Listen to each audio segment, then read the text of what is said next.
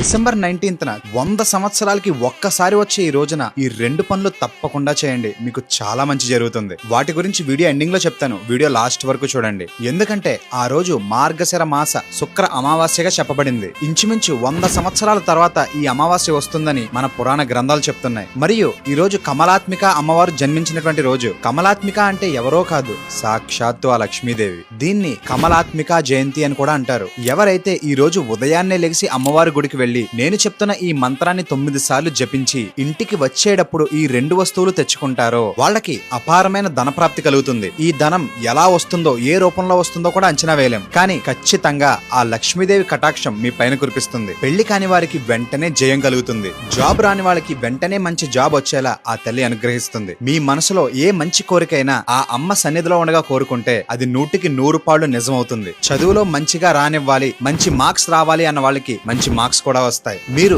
ఏ మంత్రం చదువుకోవాలి అండ్ మీరు ఆ రోజు ఇంటికి వచ్చేటప్పుడు ఏం తెచ్చుకోవాలి అన్నది మీకు డైరెక్ట్ గా డిఎం చేస్తాను. నన్ను ఫాలో చేసి జై భవానీ అని కమెంట్ చేయండి.